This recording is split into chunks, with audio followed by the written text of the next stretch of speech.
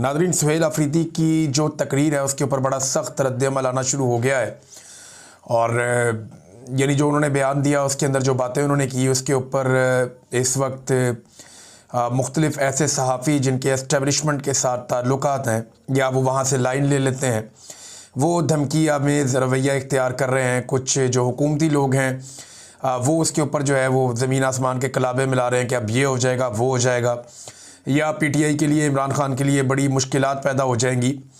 देखिए, सुहेल अफरीदी ने कहा क्या, पहले उस पर आप गौर कर लें। सुहेल अफरीदी वज़ीर आला के लिए जब इमरान खान साहब ने उनको नामज़द किया तो उनकी ज़ात के ऊपर बार बार कीचड़ उछाला गया। उन्हें कहा गया कि वो दहशतगर्दों का साथी है, फिर कहा गया कि ये स्मगलर है, फिर कहा गया कि अनपढ़ जाहिल है, फिर तालीम याफ्ता नहीं है, इसकी अहलियत नहीं है, फिर ये एंटी पाकिस्तान है। तो इस किस्म की बहुत सारी चीज़ों के तमगे सुहेल अफरीदी को लगाए गए उस वक्त। अब वो वज़ीर आला बन गया अवामी ताकत से, उसके बाद उसने उसका रद्द-ए-अमल दिया और रद्द-ए-अमल देने से पहले उसने एक रिक्वेस्ट की जहाँ पे फायर फाइटिंग हो सकती थी कि ठीक है, मैं वज़ीर आला बन गया, आपने बदतमीज़ी भी कर ली, मैं वज़ीर आला भी बन गया, तो अब मुझे इमरान खान से मिलवाएं ताकि मैं जाऊँ और जाकर अपनी पार्टी के मामलात और अपने सूबे के मामलात को चलाऊँ इमरान खान के विजन के मुताबिक। लेकिन फिर उसकी मुलाकात भी नहीं करवाई गई। वज़ीर आज़म से उसकी बात हुई, वज़ीर आज़म ने उसके साथ इधर उधर की बात की, तो उसने कहा नहीं, मुझे इमरान खान से मिलवाएं। वज़ीर आज़म ने कहा मैं पूछ कर बताता हूँ। ये एक नया लतीफ़ा उसके साथ कर दिया गया। अब जब उसकी मुलाकात भी नहीं करवाई जा रही, जब वो अदालती ऑर्डर्स लेकर कानून के मुताबिक जेल में अपने लीडर से मिलने गया तो एक SHO ने उसे रोक दिया। तो फिर रद्द-ए-अमल तो आएगा ना। फिर जलसे में खड़े होकर उसने कहा क्या? उसने तो किसी को गाली नहीं दी, उसने किसी को धमकी भी नहीं दी। उसने सादी सादी बात की कि जनाब, मैं इमरान खान को जेल में मिलने गया था और मुझे इन्होंने मिलने नहीं दिया, जो गैर कानूनी है और अदालतों की तौहीन है। दूसरा, उसने DG ISPR ने जो पेशावर में आकर धमकी दी उसका उसने तस्करा किया और उसने कहा कि मेरे खिलाफ वफाकी वज़रा ने और DG ISPR ने घटिया ज़ुबान इस्तेमाल की है। अब बजाय इसके कि पाकिस्तान का मीडिया या पाकिस्तान के दानिश्वर इस बात के ऊपर तनकीद करें कि एक शख्स अदालत का ऑर्डर लेकर जाता है मिलने के लिए अपने लीडर को, और वो एक सूबे का वज़ीर आला है, और एक SHO पाँव की ठोकर से या जूते की नोक पे रखता है अदालत के अहकामात को और उस वज़ीर आला को मिलने नहीं देता, तो मीडिया को तो इस पे शोर मचाना चाहिए। बात तो ये करनी चाहिए कि अदालत का ऑर्डर मौजूद है, आप अदालत के ऑर्डर के ऊपर अमल दरामद क्यों नहीं कर रहे? भाई, एक बंदा अदालत का ऑर्डर लेकर गया है, वो वज़ीर आला है एक सूबे का, उसने बहुत काम करना है। पहले आपने उसके बारे में घटिया ज़ुबान इस्तेमाल की, उसके बाद वो वज़ीर आला बन गया, वो फिर भी जा रहा है अपने लीडर को मिलने के लिए और अदालत का ऑर्डर लेकर जा रहा है, आप उसको मिलवा नहीं रहे। इसके ऊपर तो कोई नहीं बोला, किसी ने इसके ऊपर एक लफ्ज़ नहीं बोला, किसी को इसके ऊपर गुस्सा नहीं आया कि भाई एक वज़ीर आला की आप तौहीन कर रहे हैं इतने बड़े ओहदे की। दूसरा, आप अदालत की तौहीन कर रहे हैं और लगातार कर रहे हैं, मुलाकातें आप नहीं होने दे रहे अदालती अहकामात के बावजूद। इस पर कोई नहीं बोला। लेकिन जब उस बंदे ने शिकवा किया कि मेरे साथ ये ज़्यादती हो रही है, तो इन्होंने खप डाल दी।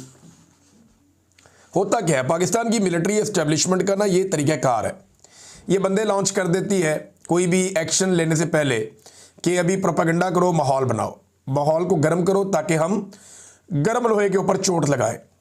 ये एस्टेब्लिशमेंट का बहुत पुराना तरीका है। ये लोगों को मारते हैं मारते हैं मारते हैं, और जब लोग शिकवा करते हैं तो ये कहते हैं ये बदतमीज़ी है। यानी आप जितना मर्जी पाकिस्तानियों को मारें, पाकिस्तानी अगर आगे से शिकवा करेंगे आप हमें क्यों मारते हैं, तो इसको एस्टेब्लिशमेंट जो है वो बदतमीज़ी करार दे देती है। अब वज़ीर आला ने तो गैर कानूनी काम करने के ऊपर तनकीद की है कि आप ये कर नहीं सकते। DG ISPR एक सियासी प्रेस कॉन्फ्रेंस करके गए जो उनका मैंडेट नहीं है, वो अपने हलफ की खिलाफ वर्जी कर रहे हैं, वो सियासी प्रेस कॉन्फ्रेंस नहीं कर सकते कि, लेकिन उन्होंने उसमें सियासी बातें की है, वो अपनी डोमेन से बाहर निकले हैं, जो उन्हें नहीं करना चाहिए था, ये उनसे बड़ी गलती हुई है। अब उसका रद्द-ए-अमल तो आएगा, तो उसका जब रद्द-ए-अमल आया और वो भी सिर्फ शिकवे की सूरत में आया, कोई गालम गलोच नहीं हुई, लेकिन गालम गलोच ब्रिगेड जो है वो लॉन्च की गई CM अफरीदी के खिलाफ। तो इससे होगा क्या, अब धमकियां लगाई जा रही है कि जी इमरान खान साहब को अब ये वाला नुकसान हो जाएगा इससे, या वो वाला नुकसान हो जाएगा इससे, तो PTI के लिए अच्छा नहीं होगा। तो पहले PTI के लिए या इमरान खान के लिए कोई बहुत अच्छा हो रहा है इस मुल्क में? एक ताज़ा मिसाल आप सुन लीजिए। इमरान खान साहब पे एक मुकदमा हुआ था 2022 में, जब उन्होंने आज़ादी मार्च निकाला था 25 मई 2022 को आपको याद होगा, जब यास्मीन राशिद साहिबा पे और दीगर खवातीन पे पहली मरतबा लाहौर में बदतरीन तशद्दुद किया गया था। उनकी सारी गाड़ी जो है वो तोड़ दी गई थी। तमाम रुकावटें अबूर करके इमरान खान साहब डी चौक तक पहुंच गए थे। ये वो मैं दिन की बात कर रहा हूँ, 25 और 26 मई 2022। तब इमरान खान साहब के ऊपर एक मुकदमा दर्ज किया गया था तरनौल में। ये जो मुकदमा था ये फरवरी 2024 में, इसमें इमरान खान साहब को बाइज्जत बरी कर दिया गया था अदालत की जानिब से। फरवरी 2024 को इमरान खान साहब बाइज्जत बरी हो गए थे। अब इस मुकदमे में भी पुलिस ने इमरान खान साहब का चालान जमा करवा दिया। जिस केस में कोई शख्स बाइज्जत बरी हो जाता है ना, वो केस उस शख्स की हद तक ख़त्म हो जाता है। फिर आप उस शख्स का नाम नहीं ले सकते उस केस के अंदर। इन्होंने क्या किया, इन्होंने चालान जमा करवा दिया। जितने भी कोर्ट रिपोर्टर्स हैं या जितने भी कानून और आइन को समझने वाले लोग हैं, वो सर पकड़ के बैठे हुए हैं कि इस रियासत को हो क्या गया है। ये एक पागलपन का शिकार हो चुकी है। एक मुकदमा जिसमें इमरान खान साहब को बाइज्जत बरी किया गया, उसी मुकदमे में पुलिस ने इमरान खान साहब को लगभग 1.5 साल गुजरने के बाद, पौने 2 साल गुजरने के बाद दोबारा चालान कर दिया। ये फरवरी 2022 की बात है, जब इमरान खान साहब को इस केस में बाइज्जत बरी किया गया था। तो ये नादरीन इनकी सूरत हाल है। अब इमरान खान साहब ने दोबारा एहतजाज का ऐलान तो करना है, और उस हवाले से कुछ चीज़ें जो हैं वो पाकिस्तान तहरीक इंसाफ में भी ज़ेरे गौर हैं, और इमरान खान साहब ने भी अहकामात जारी करने हैं। देखिए, इस मरतबा जो है ना, वो पंजाब का रोल बहुत इंपॉर्टेंट होगा, क्योंकि पंजाब से जो लोग एहतजाज करने निकलेंगे वहाँ से एक और मोमेंटम बनेगा। खैबर पख्तूनख्वा में जो 3 जलसे किए हैं ताबड़तोड़ नए वज़ीर आला ने, उनसे एक मोमेंटम खैबर पख्तूनख्वा में बना है। और अभी याद रखिएगा कि ये जो इजला है जहाँ पे जलसे किए सुहेल आफरीदी ने, ये वो इजला है जहाँ पे वो खुद वज़ीर आला मुंतखब हुए। कबायली इलाके हैं, करक का इलाका है, खैबर का इलाका है, ये उस तरफ जा रहे हैं। अभी ये मानसरा वाली साइड पे नहीं आए, अभी ये मालाकंड वाली साइड पे नहीं आए, अभी ये चित्राल या दीर वाली साइड पे नहीं आए, अभी ये सवाबी या मर्दान वाली साइड पे नहीं आए, जो पाकिस्तान तहरीक इंसाफ के बड़े ज़बरदस्त और मजबूत गढ़ हैं, जहाँ पे तहरीक इंसाफ ने नवाज शरीफ को शिकस्त दी है। और अभी तो ये DI खान में नहीं गए। तो इन सारे इलाकों में सुहेल आफरीदी ने जब विजिट करना है, तो उसके बाद फिर आप पाकिस्तान तहरीक इंसाफ का मोमेंटम खैबर पख्तूनख्वा में ज़्यादा बेहतर महसूस करेंगे, जो इमरान खान साहब का विजन है।